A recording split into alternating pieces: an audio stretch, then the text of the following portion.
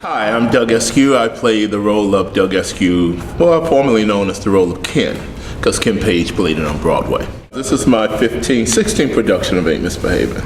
In the last, 20, 25 years. I originally understudied Ken Page when we went out to LA to play the national tour at the Armisen Theater in LA. That was back in 79, I believe.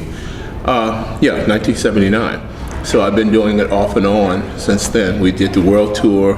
Julia Lima, who's the Arthur's assistant choreographer, we did the world tour together for 2 years over there. And we did it in regional theaters. This group has been doing it since, since 2011, since 2009. We did it at the Armisen, then we did it last year at Cincinnati Playhouse in the Park, and now we're doing it this year here. It's an ensemble of 5 people, so you have to flow together. So you really have to know who your partners are, so you flow with them and not bumping up against them in terms of, your character and who you are in relationship to each other on stage. Ken is a facsimile of Fats Waller. He doesn't play Fats Waller, but he gives you little nuances of Fats Waller through the show. Fats Waller was a entertainer.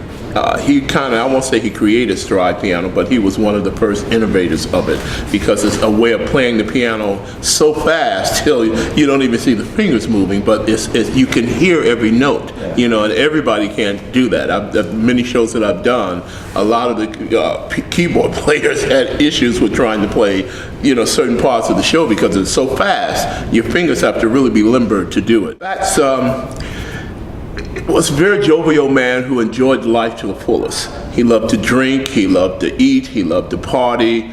Nothing was too much for him. You listen to his music and you look at the video footage of him and you see how he enjoyed everything.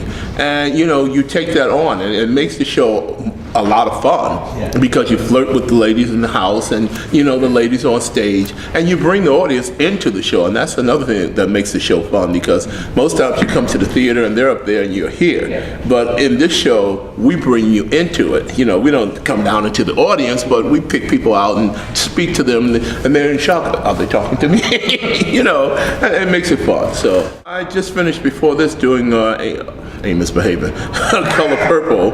We did it on Broadway, and then we did the national tour. And you know the movie, The Color Purple. Oprah Winfrey produced the Broadway show and the tour. And that was fun. That had to have been exciting. That was a lot of fun. And working for Oprah Winfrey was like, yay! And it was fun meeting her. And she came around quite a few times. She had parties for us. And I found her to be very approachable. And, to someone on her caliber, you really didn't think that you can walk up and say, hey, Oprah, how you doing today? Hi, how you doing, baby? When she did that, I was, okay, I didn't know what to say. So Color Purple, Dream Girls, Ain't Misbehavin', Five Guys Named Mo. We did that on Broadway and toured around the country. A show called Polk County, Josephine's Song, so many shows. I grew up singing. I grew up singing in a church. I come from a Pentecostal family, and my grandmother had me singing when I was 5. I was like this tall, and she would hold me up, and I would sing "Yes, Jesus Loves Me" to the congregation. So that's all I knew for a long time, and.